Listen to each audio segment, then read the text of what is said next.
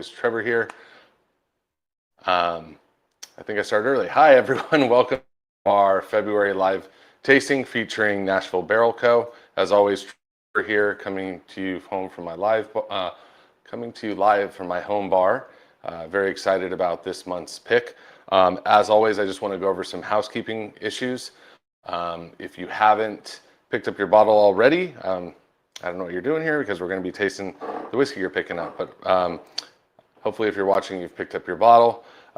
We also had a really cool collaboration this month with where we took some old Weller barrels and we aged some beer in them. So everyone should a 16-ounce can of that bourbon barrel-aged stout called Driftwood Voyager.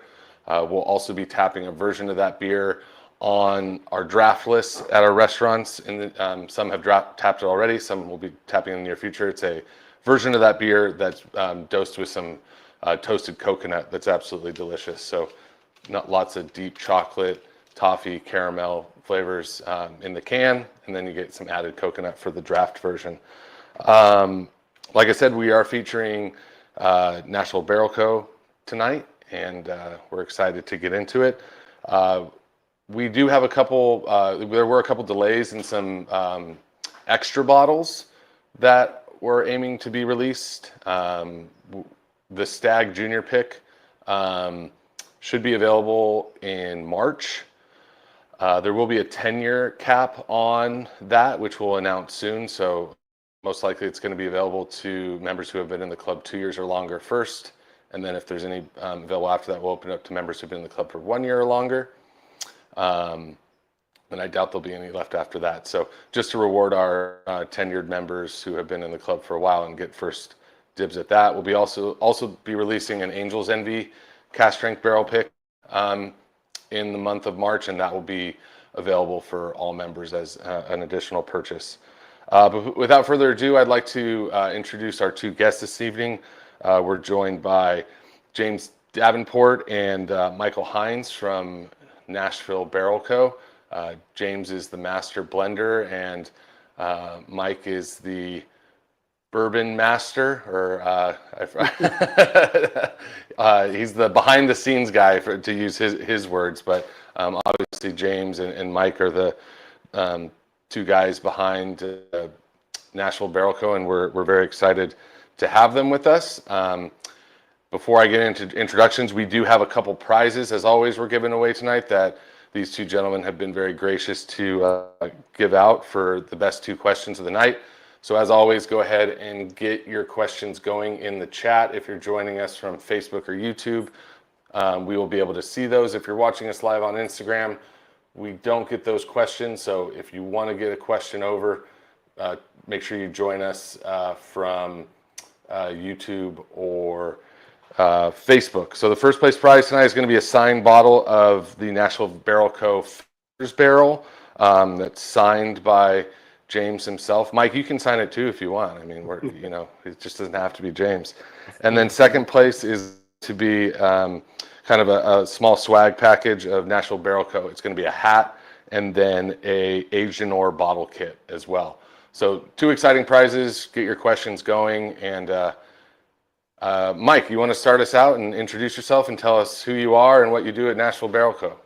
Yeah, first off, thanks for having us. We're excited to be on this, and we're really pumped that our bottle was in your membership. So thank you for that. It's a treat for everyone. Really quick about me, a lot of people know James and I for starting Nashville Barrel Company about 5 years ago. We kind of started on the other side. James was kind of where you are. He was in retail. He opened up a big liquor store in Nashville, and I was using whiskey picks to raise money for cancer research. So that's how we kind of got together. And now, our team now is a small team. We're in 30 states or so, but it's James and I flying around, and we started this as a passion project. And hopefully, after the hour of speaking to us, you'll realize we have a lot of love for the hobby. Awesome. Thanks for being here. We appreciate it. James, you want to go next? Yeah. So thanks again for having us here. I started in whiskey right after I got out of the Navy. I drank a lot of whiskey in the Navy, but for a different reason than what I do now. But I was in retail for a decade before, we started Nashville Barrel Co., picking barrels, doing stuff with Mike with charity and all of that. So it's been a fun journey to get here. Awesome. Well, thank you for joining us. I mean, I think you've kind of answered some of this question already. Can you guys tell us a little bit, Mike, I know you said you got into it by selecting barrels for charity, but like, where did the love of whiskey really start? I know there's a deep history here with, I know James, obviously you said with drinking whiskey in the Navy, but for different reasons. How did this all come to fruition? Tell us a little bit about the story about how two guys came together and started buying barrels, and I'm sure barrels were much easier to come upon back then and things more readily available, but I'm sure as you've, rightfully so, you've gained a great reputation that it may be easier than it was at a certain point. So tell us a little bit of how you two guys came together and the journey that you've been on to form this amazing company. I'll try not to bore you with a half hour PowerPoint, but I'm from Nashville, and if you're from Nashville, you grow up on Jack Daniels, Jack and Coke, Jack Daniels single barrel.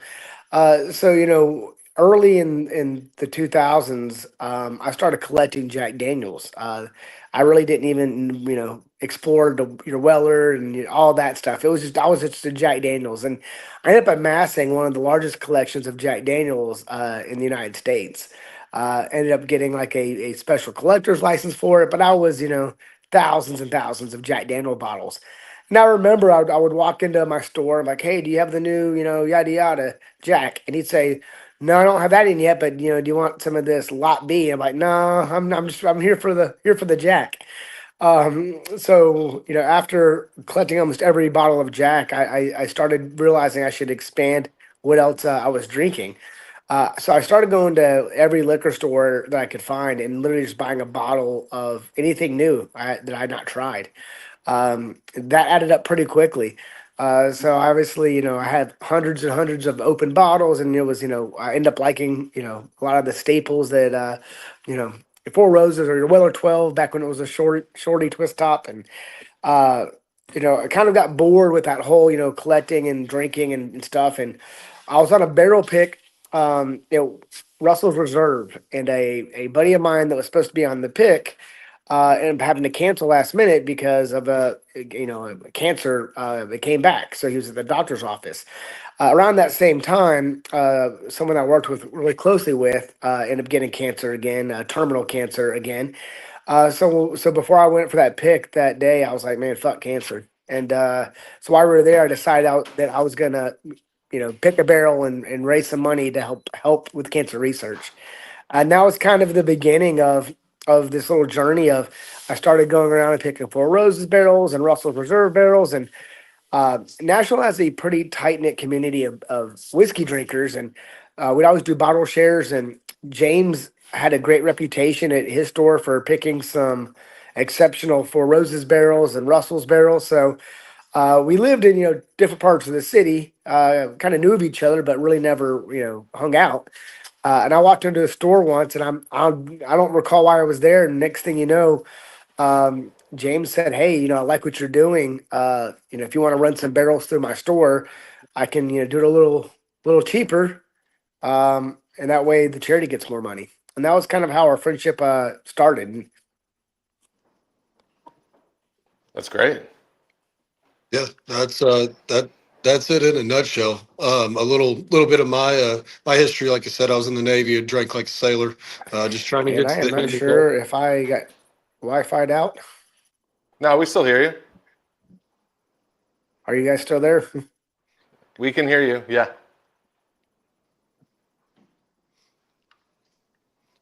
Yeah. Then I got out of the Navy, and I wanted to be an electrical engineer. Going to use my GI Bill, but I didn't want to go straight to college. So I got a part-time job at a retail liquor store. Got a discount on booze. Made a little money. Well, I ended up really liking it, getting to try all the different whiskeys, learning about wine. Ended up working in a general manager of my first store, then ran 2 large stores in Nashville, and then opened the final store that I was at, and met Mike along the way, like he said. But that's my history in whiskey in a nutshell. So, have you found that, nowadays that there's clubs like mine or ours, and that pick barrels? Are you finding that it's more difficult to find barrels these days? Because to my understanding, you guys don't make any whiskey, right? It's all sourced, and then you guys are blending it.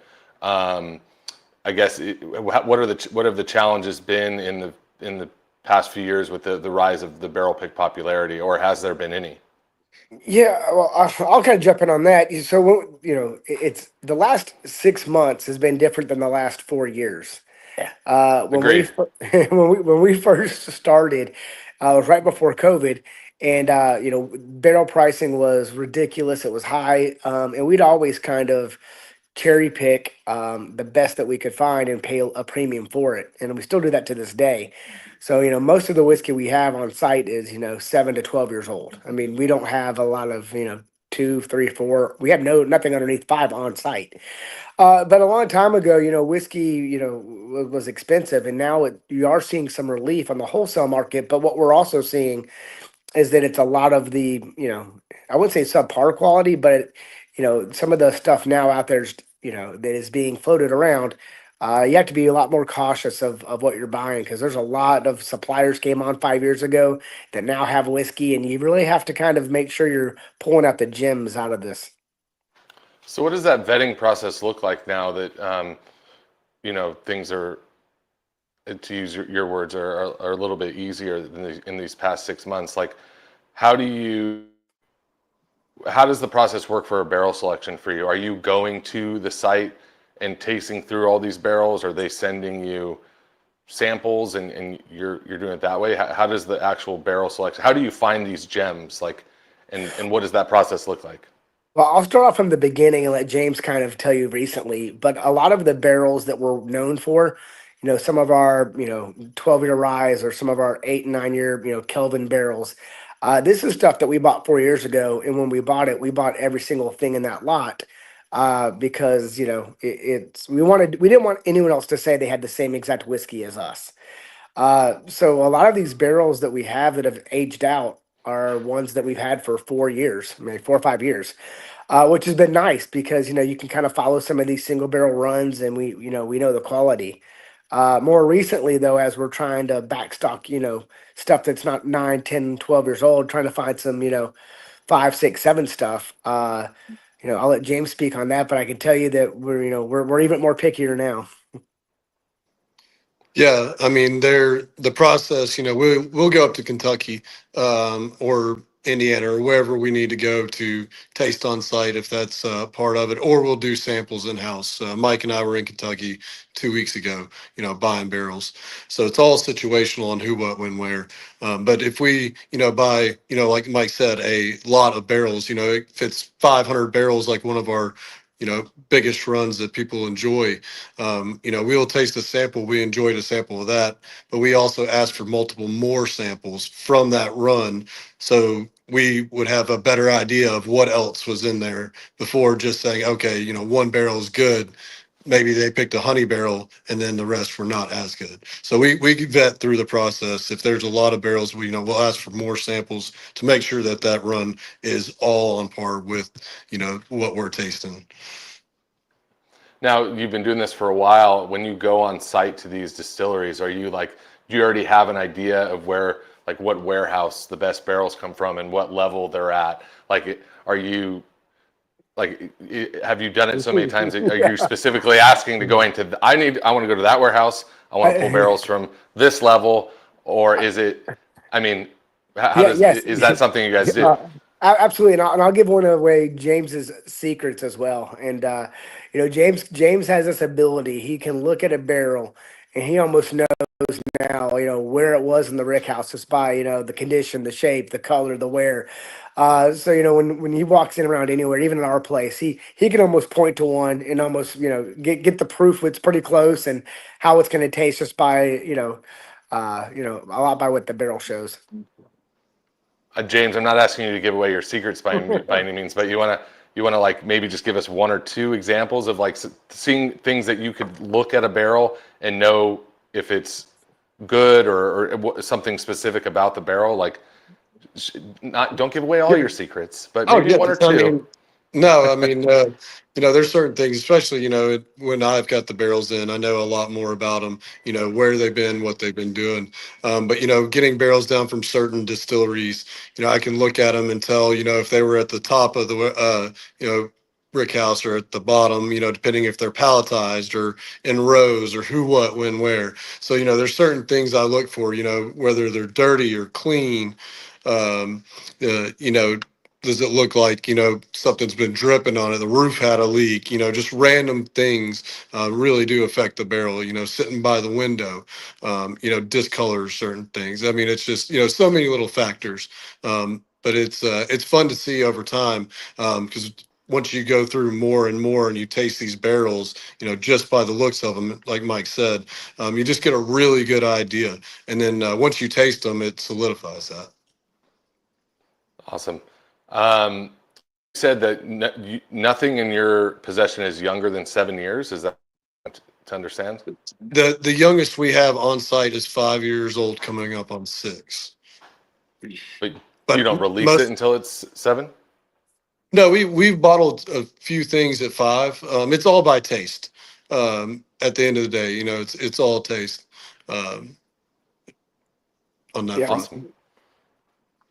Yeah, Um, we've never released a 4 year or put a 4 year in Mm.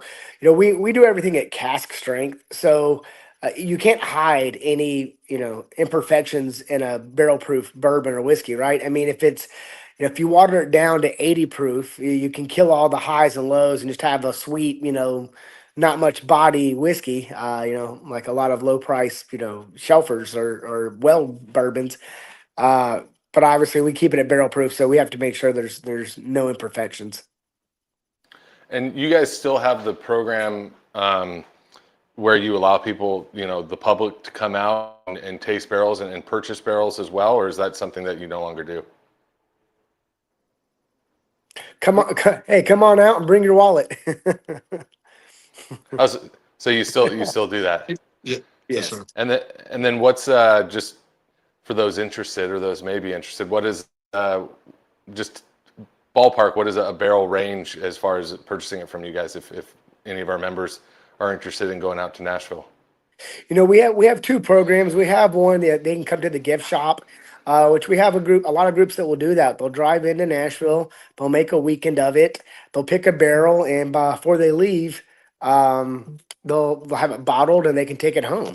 So if you have, if we have some 5 years that are incredible, and call it $60 a bottle, call it 180 bottles, you're looking at 12 or 14 grand, but you get to leave with it that day.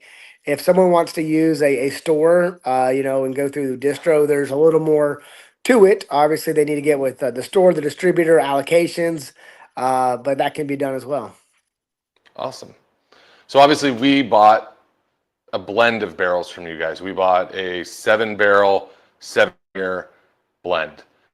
Can you tell us a little bit about the run that we chose from? Because I know that from what I'm to understand, it's very similar to some of the whiskeys that were selected for Fred Minnick's Top 100 of 2024. Can you maybe shed some, I'm sure you can put it more eloquently than I can, but can you give some more detail on kind of the specifics of what we chose versus and how they're related to the whiskeys that made Fred Minnick's Top 100 list?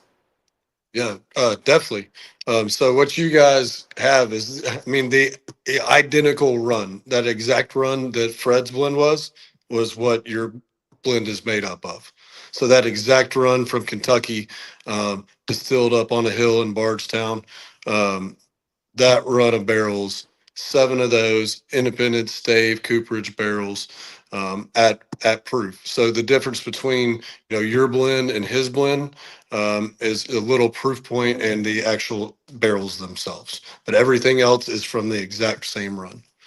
So I mean that the mash bill on that is 78, 10, 12. So 78 corn, 10 rye, 12 malted barley.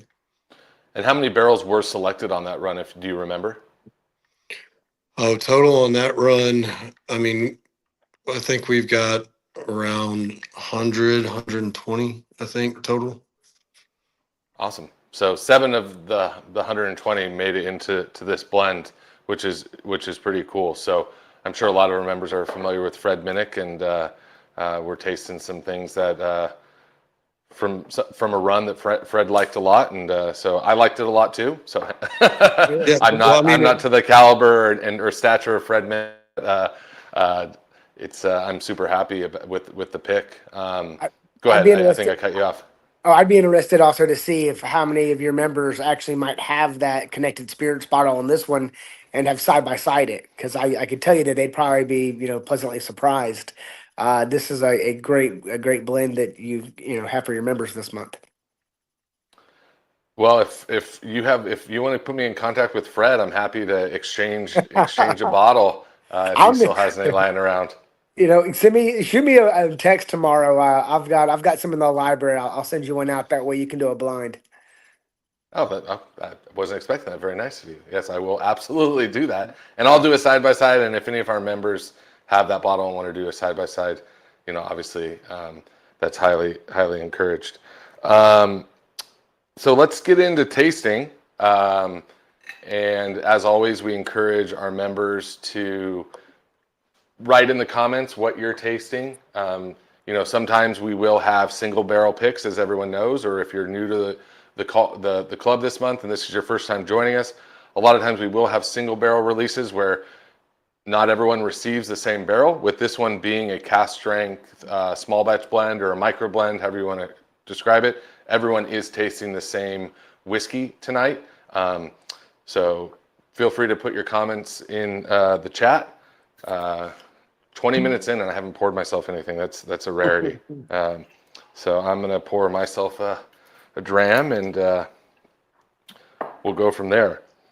So I would be interested to hear what you gentlemen are also drinking the same whiskey tonight, which is awesome. Before thoughts, I would love to hear from the people who put this together and what they think. So normally we go nose, palate, finish. So if we all want to go around and say what we get on the nose, and then we can just play that game and go from there. So Mike, James, whoever wants to go first. There's definitely a little floral on the nose. You also can kind of start smelling a little bit of the sweetness that you're about to try. Yeah, definitely. I get sweetness off the nose. I remember when doing this, when I opened the tank, I smelled it immediately, and it really caught me. Yeah, there's a little. We get some florals. Little pecan pie. I get some cherry on the nose. I do get that Little floral cherry, element. yeah. I do get like white flowers, which is nice. And let's go ahead and taste it.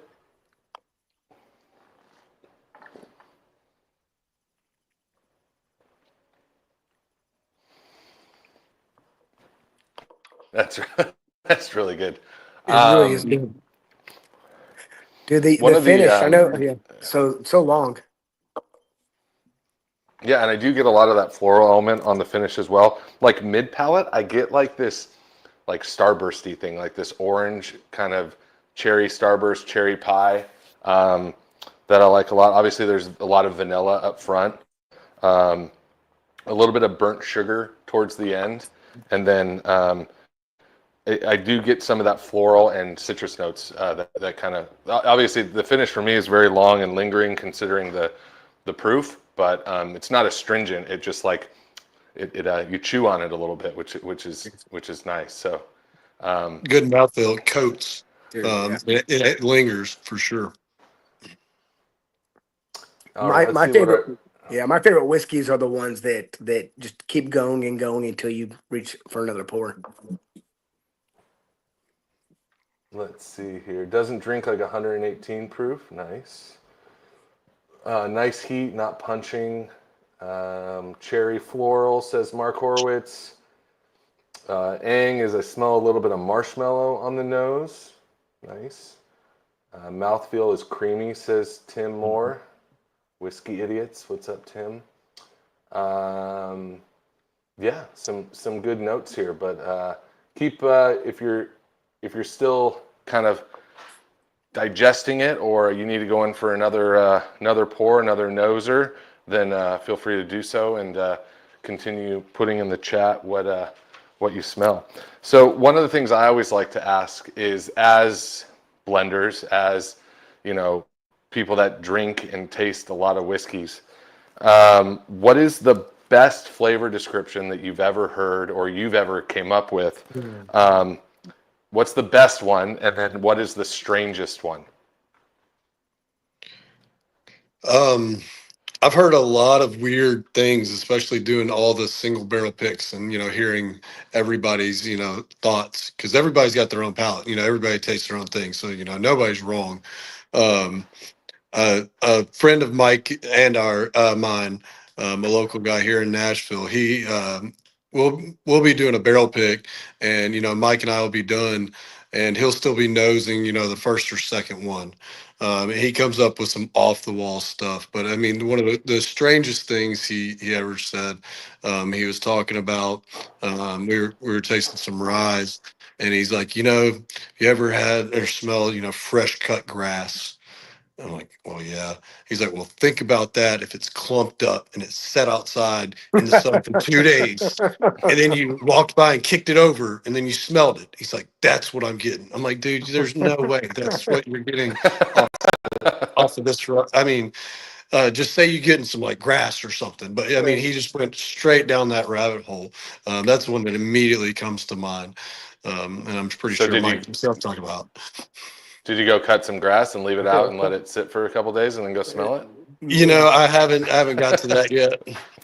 Dude, there's the one I always jumps out to me because I chat about it often. If some of these tasters, what they'll come up with, and the strangest one that I still just blows my mind because this guy does it all the time.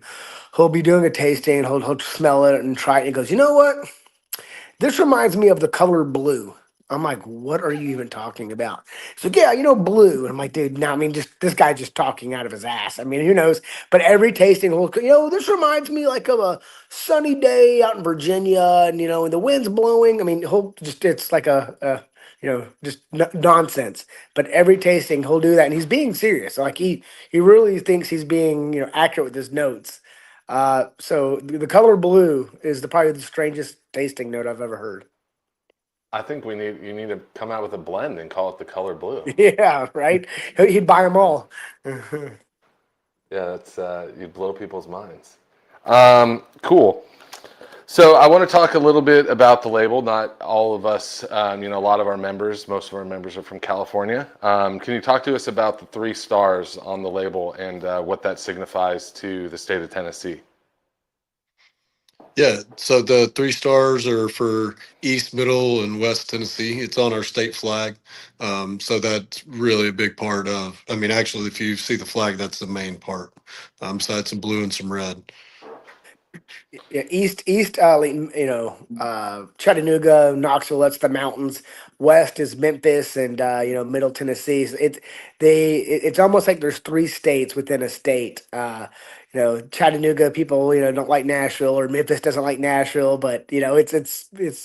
I'm sure you guys have different counties in California that or we don't talk to the L.A. or the Ocean County people or the San Fran. I mean, so it's there's a lot of that in Tennessee. We all love each other. Yeah. I don't know what you're talking about. NorCal, SoCal, LA, Yeah. San Francisco. We all Yeah. love each other.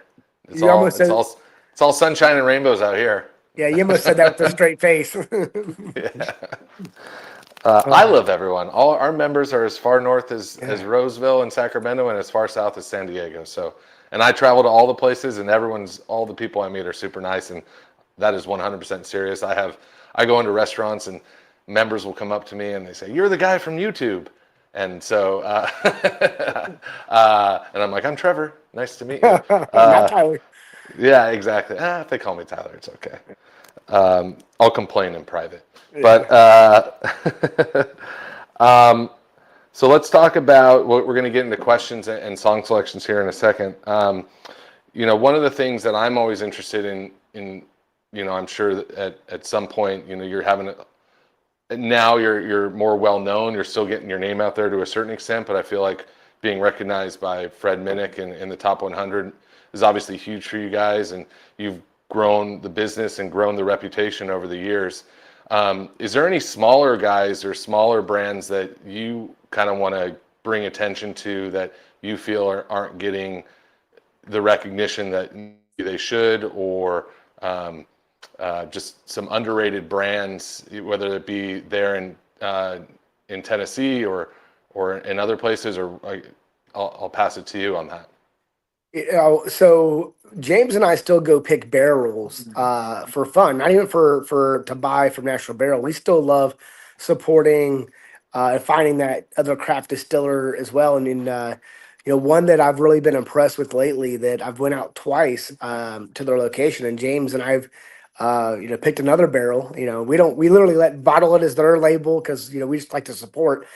Is Holiday. I think Holiday out there in Kansas City area is the old McCormick's.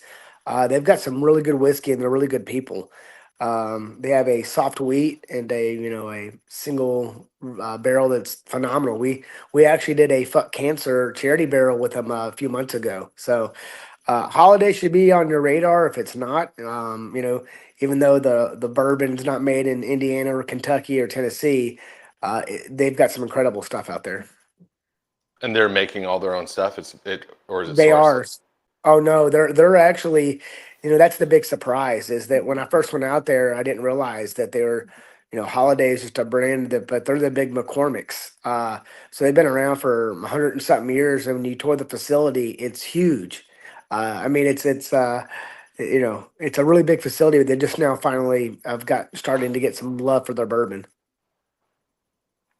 Awesome. James, what about you? Any other brands that you think should get some more attention? Yeah, I mean, like Mike said, we were just out there not too long ago, and it was great to see that property and everything. Some of our friends, we've got friends in the industry from where being back in retail and doing picks. If you come to our place, we actually have barrels from other people still branded that you can taste on site. So it's one of those guys that are friends. The Blom brothers out of Galena, Illinois. We've got some stuff we've done with them in the past, or that we're gonna have to put out here in a little bit. So those guys, and then we just did a collab with the guys up in Traverse City, and it was our first Oh, nice. Traverse City. They do a cherry whiskey. It's cherry capital of the world. So we did a blend where they sent down a couple barrels of their cherry whiskey, and then I blended one of our bourbons with them, and did a collab. So those are some fun projects done here recently.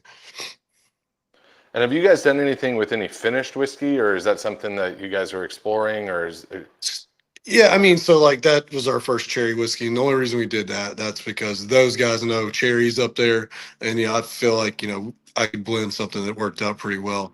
But we do maple or honey, stuff like that on site, very small. I've got a few experimental projects hanging around. At the end of the day, like bourbon flavored bourbon. Um, there's all types of stuff that we'll try, but there's a few, but not too many. Don't hang our hat on that. And it's a few a year. But to that, when we do one, everyone knows that the quality will be amazing. A lot of our finishes take over a year. I mean, we have some right now that are almost at 2 years They're of over finishing. two. So we don't just open up a barrel and squeeze honey in it. I mean, our process takes a year plus, because we want to make sure we're doing it the right way and respecting the bourbon and respecting the heritage, and not just trying to make a quick buck by trying to fast track something. Cool. Well, I appreciate it. I need to make my way out there. I was in Nashville maybe about a year and a half ago. It's been a while since, so I'd love to come out and see you guys and get the full experience next time I'm there. Hopefully, I'll be able to make my way out there sometime this year. All right, most important question of the night. Let's talk about Stella. So tell us who Stella is and why she's important to the company. So Stella, I'm her chauffeur, if you will. She's now larger than life in Nashville. When James and I first opened our doors at our brick and mortar, for the first year, people would come in and say, "Hey, or Mike or James here. I'd like to have them sign my bottle, or like to say hi," because there was a lot of people in the community that knew us. I'll be at my desk, and Stella's taking a nap, and retail front of house will come back and say, "Hey, there's a lady out front asking for Stella. Can I bring her out there?" So Stella all day. People ask for Stella. Like James and I are chopped liver right now. Um, Well, who so is so Stella? Tell who Stella is. yes. Oh, sorry. Stella is a 19-pound mini golden doodle. She's 4.5. She's a big part of our Nashville brand, and that kind of happened organically. I'll try to call her down here in a minute and get her on camera. She's pretty photogenic usually. Yeah, but we call She's her the cute, yeah. boss. We call her the boss. If you go to the website, I mean, she's the first thing you see, and she's got some billboards around town, and we realized that Stella, has a better drawl than my ugly face. She's a little cuter than you, Mike. I'm not gonna lie. I mean, you're right. I mean, Yeah, she's the boss. All right, so let's get into we asked, as per usual, every month we ask our guests to choose some songs that they like and they feel represent either their brand or the whiskey itself. So I think Mike maybe went to go grab Stella. I don't know. But James, you want to talk about your song selection and kind of why you picked it? Yeah, so Mike and I picked this song based off of the whiskey that you guys have, the blend that you guys have in front of you that you're drinking.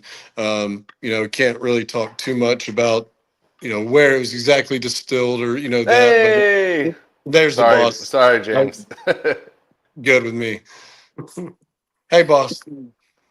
Oh, she's as cute as the website shows.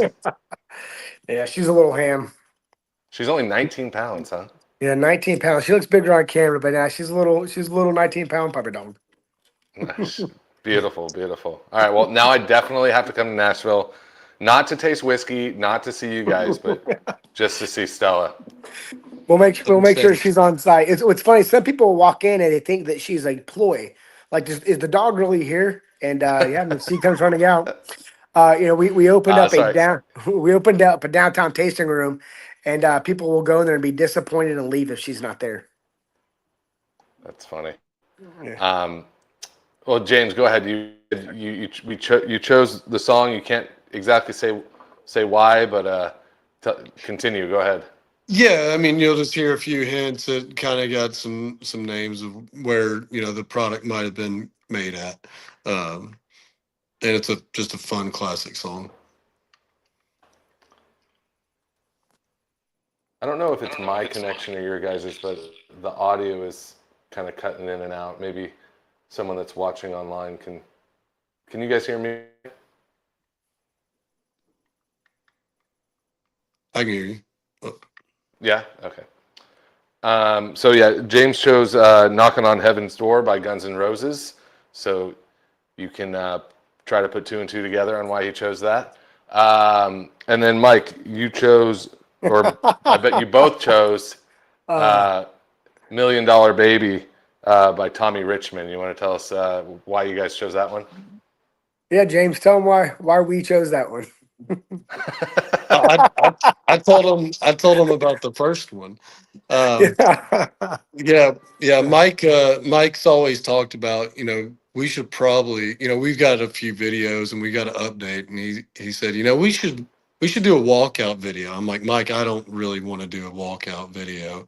Um, so $1 Million Baby comes out, and I'm like, man, that could work. Mike's big on the walkouts. So Yeah, that's that, exactly how I remember it too. that's how it Yeah, actually happened. yeah, If you really want to know. yeah. Mhm. I'm gonna try taking my head. I think I'm being an issue with my headphones. Can you guys hear me okay? Yes. Oh, sorry. Maybe I'm hoping it was an issue with my headphones. And then I chose a song. I just sometimes I just choose things I like, and I heard a song recently by a band called Trampled by Turtles, and it was just called Whiskey, and felt with the hat tonight, and obviously what we do here was an appropriate song. So we'll add those 3 songs to our playlist, and as always, put on the playlist, sip on some whiskey, sit in your living room, sit in your backyard, smoke a cigar, and just enjoy life. Now we're going to dive into Q&A from our audience, and we will pick questions, and then we will choose our favorites and go on from there.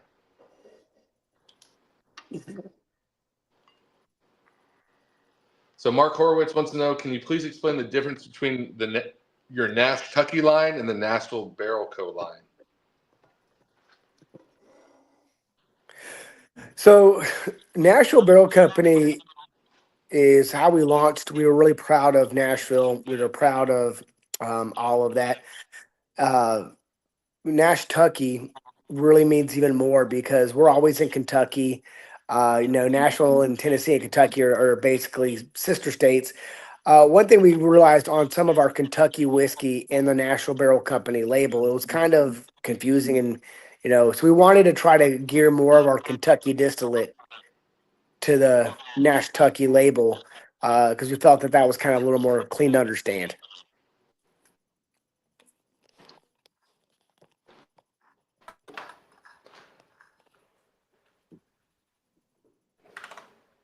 Andrew Bemis wants to know, what's Stella's favorite pick?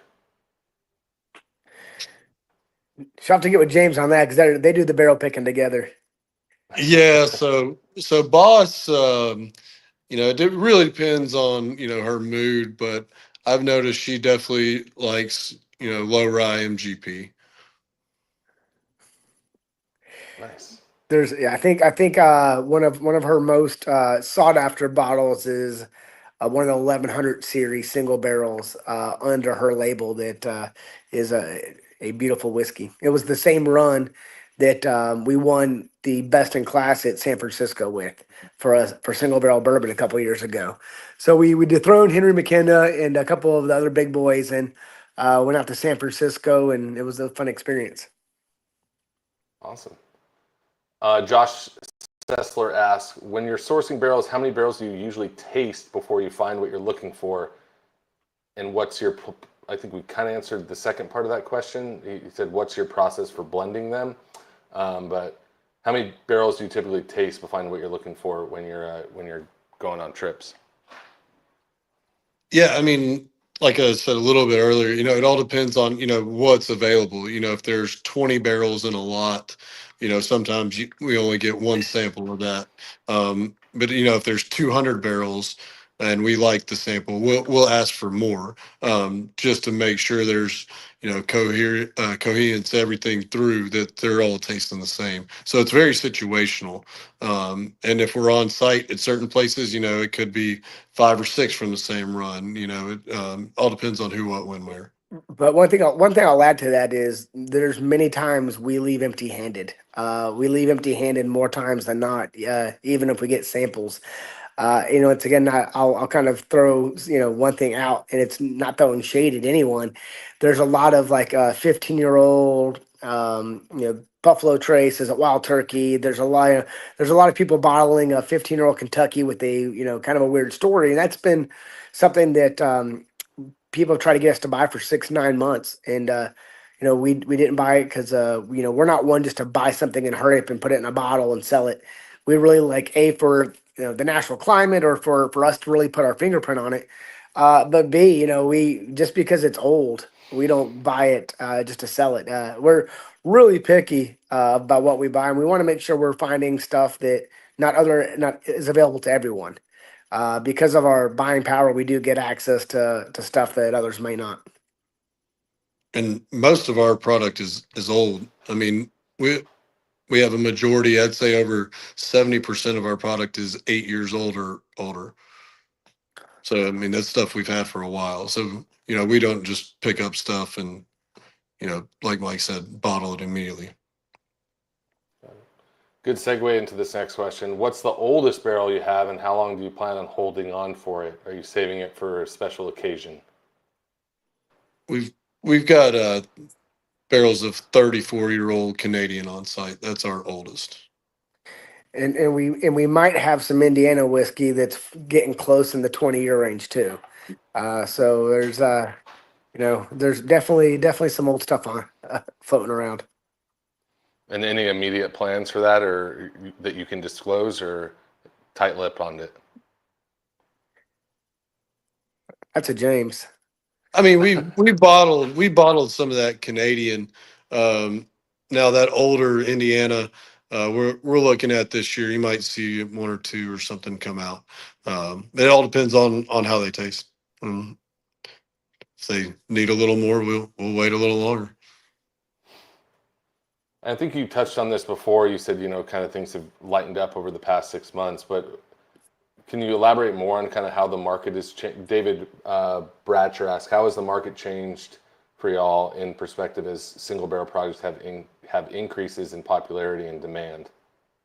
Which I think that I see the market shifting a little bit in the past 6 months on that, where there maybe isn't as much demand.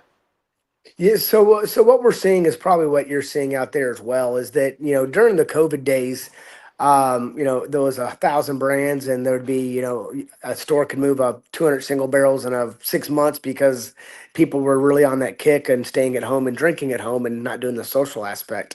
One thing we've kind of been, I say not blessed with, but one of our things we've always done from the beginning is make sure that, what's in the bottle is good. So we know that as long as the quality, we keep that bar high, our single barrels will move, and people, we have a good reputation for that, right? We never did the launch 1,000 single barrels in the market and just try to take as much money as you can. We've always kind of had a plan to do it slow and the right way, and just organically make sure people realize you have, good bourbon. I think, being on Fred Minnick's, top 5 this year and then number 4 last year kind of proves that we have some of the best whiskey barrels in the country under our umbrella. Tim Moore asked, do you have a favorite mash bill that you look for, or favorite age that you look for when selecting barrels? For rye, I definitely have a favorite mash bill. It's 95.5. Bourbon is a little more situational depending on the distillery, but definitely 95.5. Rich Martinez says, what is the most challenging part of creating a consistently high quality whiskey? I mean, luckily, we bought and set on and aged, a bunch of good product, but it's about, luckily we don't have a consistent product. We're not Jack Daniels or Maker's Mark, trying to have the same bottle on every shelf across the country or around the world. Ours is very unique considering, doing smaller batches or single barrels in that manner.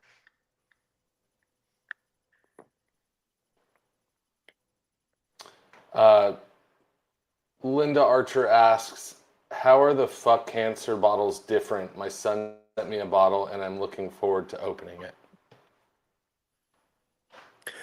So if it was the recent Nashville Barrel Company one, that was, I believe, barrel 1201, I think it just sold out tonight. That one was actually fucked with a D cancer, and that was the first time that we did that. So I'm curious if it was that one.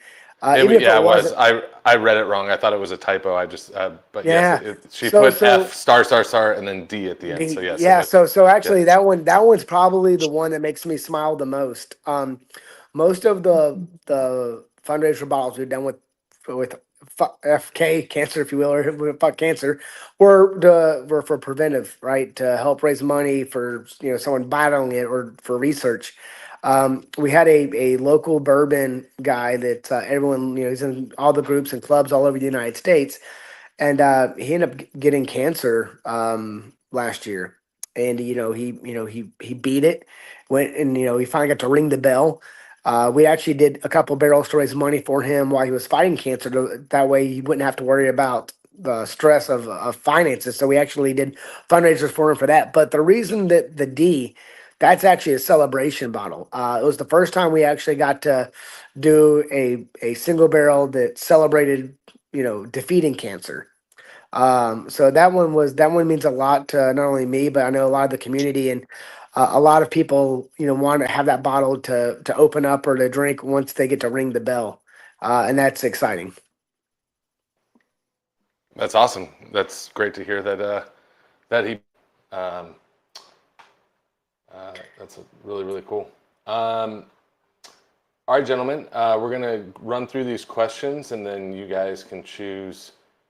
James, you tell me which one your favorite is, and Mike, you can tell me which one your favorite is. I'll give you a recap here.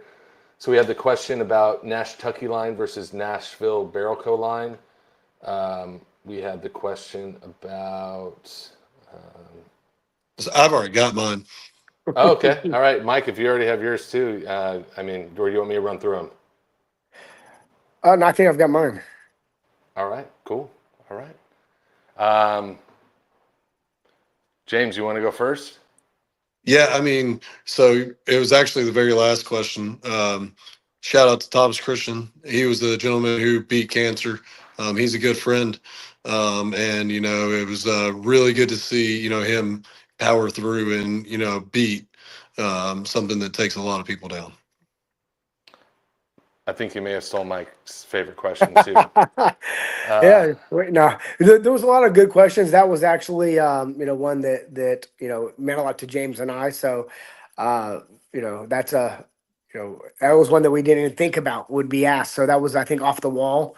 I guess if I had to pick a second favorite question though, and I know there was a lot of good ones. I think there was a question that specifically was about what friends or collabs or who we work with and or highlight. No, that was you. You don't get to win. Trevor, you don't get to win. Run through a few of the last ones again, please. Okay, yeah, for sure. We had the question, what's the most challenging part of creating a high quality whiskey? Do you have a favorite mash bill or age that you look for? What's the oldest barrel you have, and how long are you going to hold on to it for? Maybe for a special occasion. How the market has changed with single barrel projects in popularity and demand. When you're sourcing barrels, how many barrels do you usually taste before you're looking to find what you're looking for? And then the boss. And then the question about the Nash Tucky line and Nashville Barrel Co. line. Oh yeah, and then the question about Stella and what whiskey she likes. I'd have to say probably the Nash Tucky line, because that is something that we're going to start putting out in markets beyond Tennessee and Nashville. That was kind of a Nashville only thing, and actually going to start seeing that in different states, different markets. We're really going to start putting some resources and time behind it to let it grow as well. And I know that that's a question that we're going to be asked a lot when we enter a new market that might be familiar with us or Nashville Barrel. So I think that's a good question, because that is one that I know that is going to, there's a challenge around explaining the difference in that. And I think people were going to ask that. Awesome. I have the hard job of choosing first and second place. I love the charity work that you guys do with the Fuck Cancer, and my mom is a cancer survivor, and I think the work that you guys are doing is really awesome behind that. I'm so happy to hear that your friend and fellow whiskey lover beat that. And can you share his name one more time? Thomas Christian, TC.